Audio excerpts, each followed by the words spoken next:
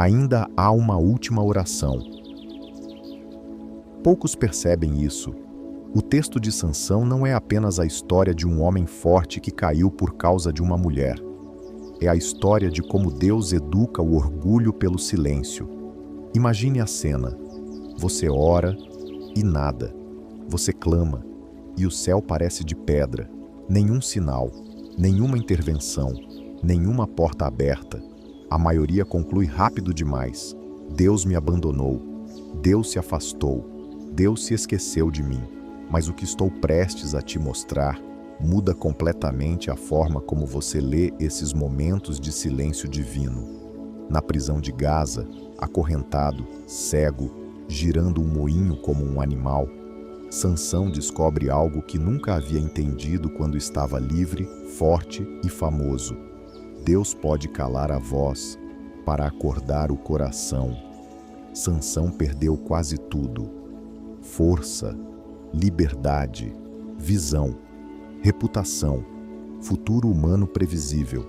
Mas há algo que nem a lâmina de Dalila, nem as correntes dos filisteus, nem a cegueira conseguiram tirar dele: a possibilidade de clamar. Esse é o ponto onde tudo muda.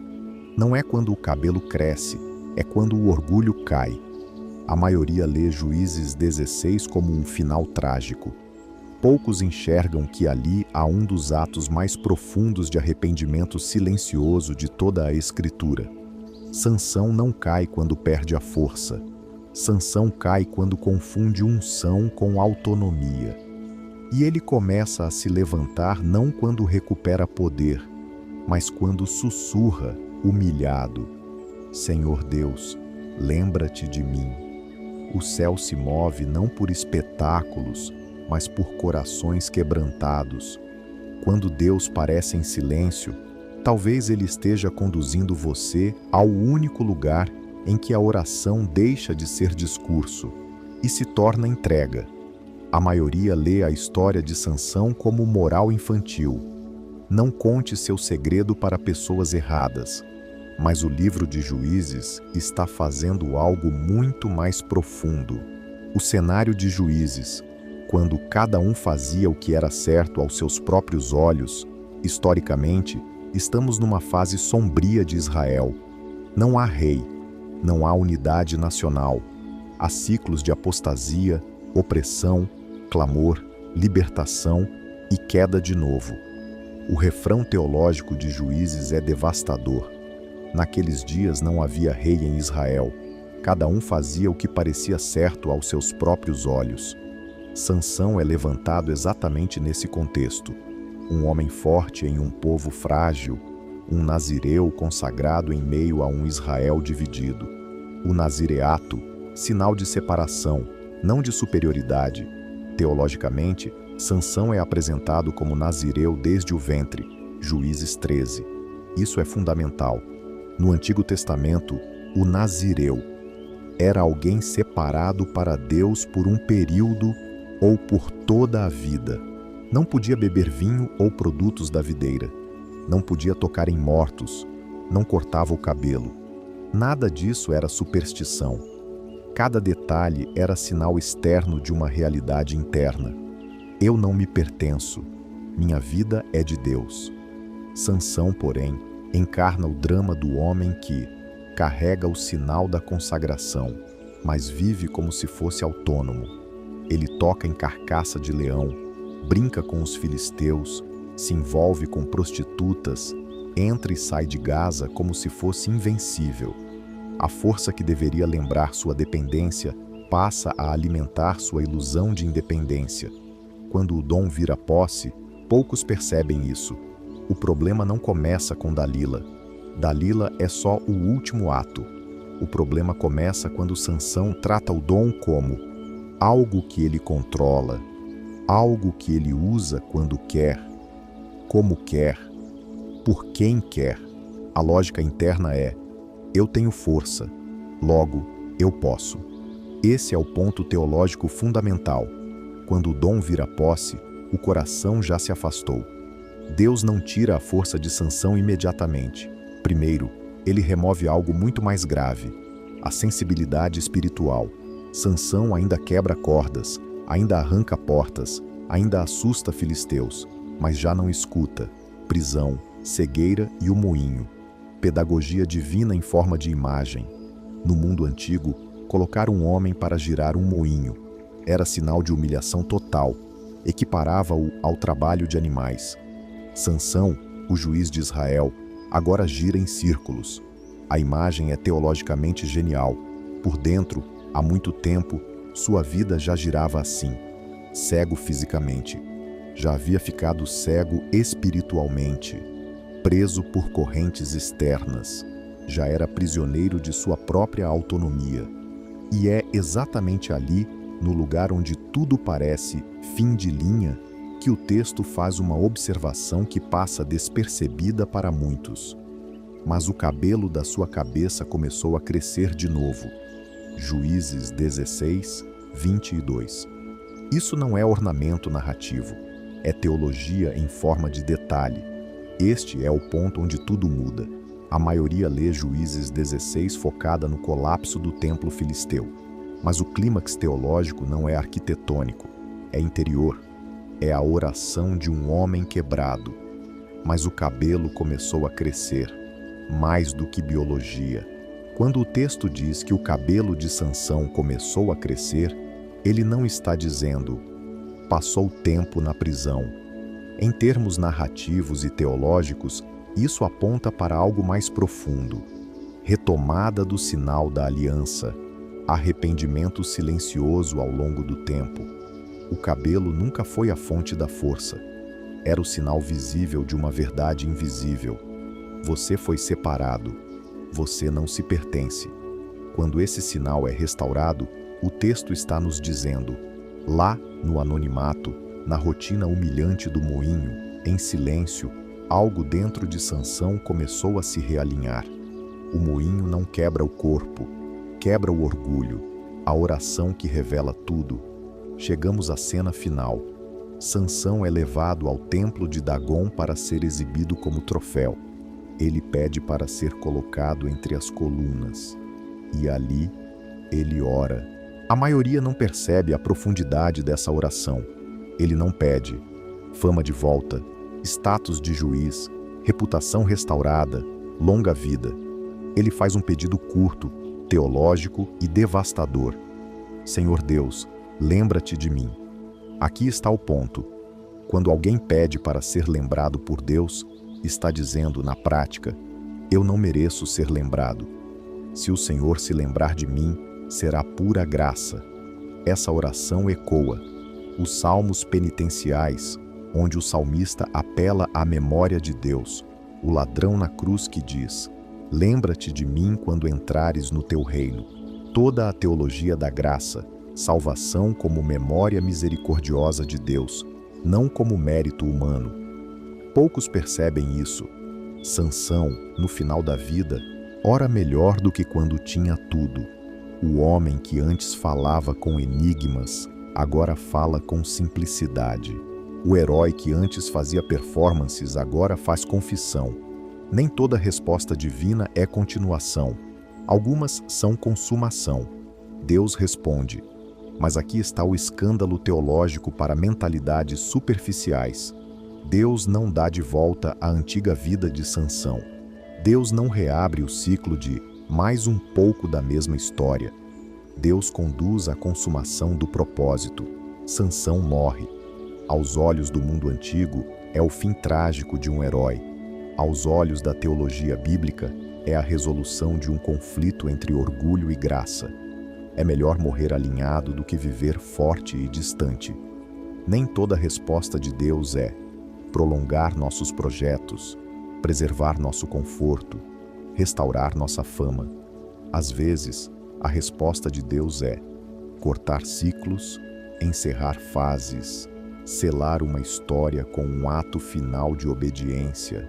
Sansão, no fim, não representa o homem perfeito, representa o homem quebrado que, ainda assim, termina orando.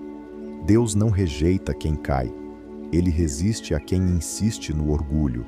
Aqui entra o nível em que o texto deixa de ser apenas narrativa e se torna espelho.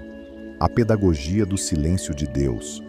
Quando Deus parece não responder, Ele não está desinteressado, Ele não está distraído, Ele não está ocupado com coisas mais importantes. Teologicamente, o silêncio pode ser juízo pedagógico.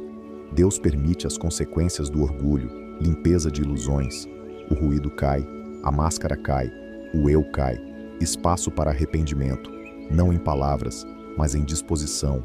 Deus poderia ter impedido o corte do cabelo, a prisão, a cegueira, o moinho.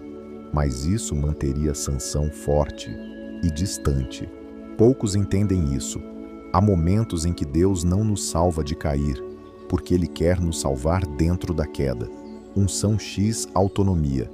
O grande engano espiritual. Teologicamente, Sansão encarna o perigo de confundir carismas com caráter, confundir resultado visível com saúde interior.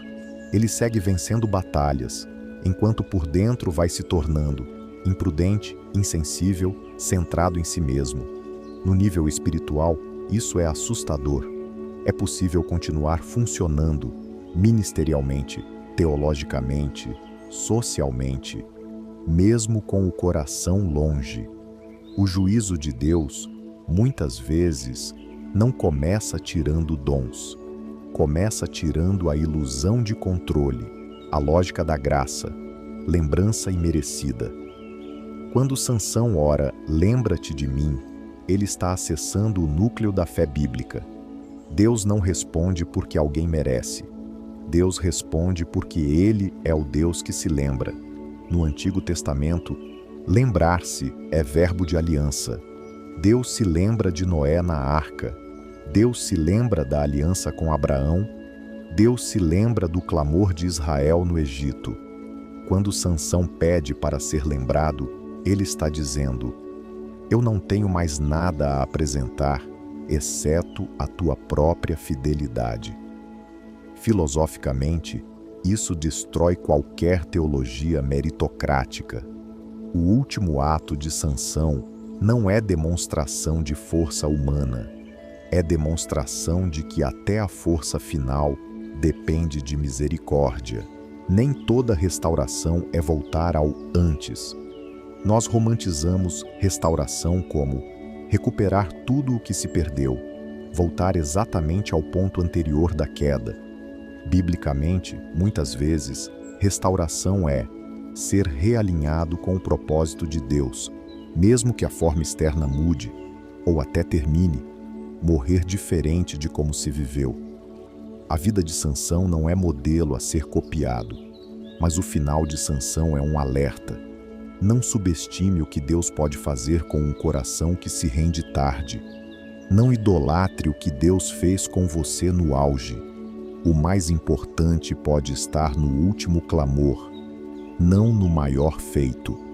Agora o texto sai da página e entra na vida.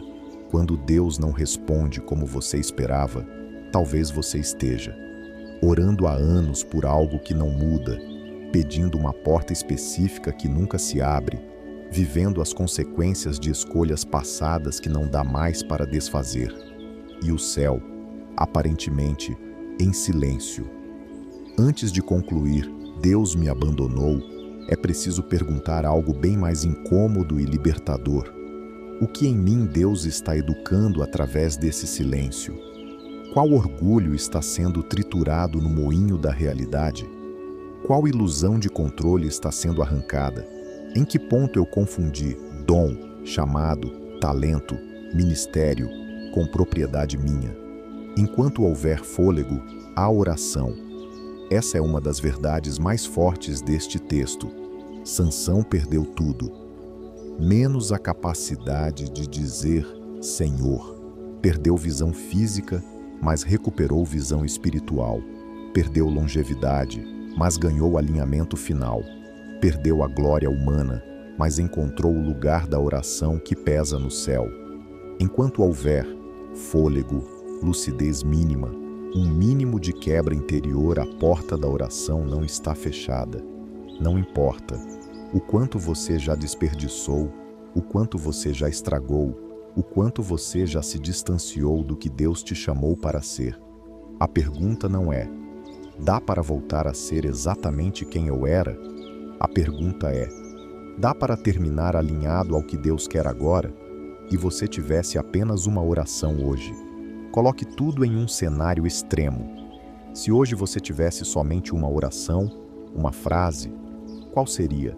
Seria um pedido de status, de fama, de vingança, de autopreservação, ou seria algo na linha de: Senhor, lembra-te de mim.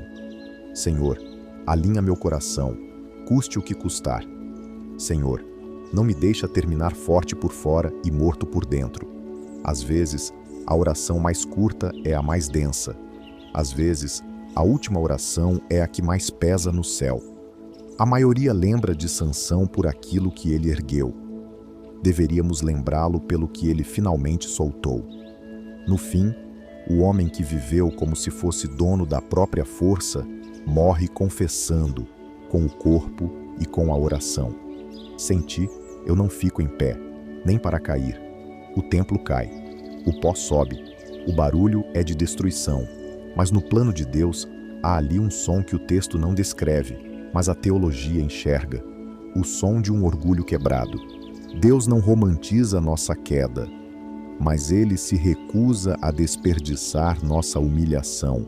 Se você está no moinho, em Gaza, girando, sem glamour, sem palco, sem retorno visível, talvez esteja exatamente no ponto em que a oração mais verdadeira de toda a sua vida está sendo gerada. Nem toda resposta divina é prolongar a nossa história do jeito que queremos. Às vezes, é reorientar nosso fim para que, ainda que tardia, nossa última oração seja finalmente a mais alinhada com o coração de Deus.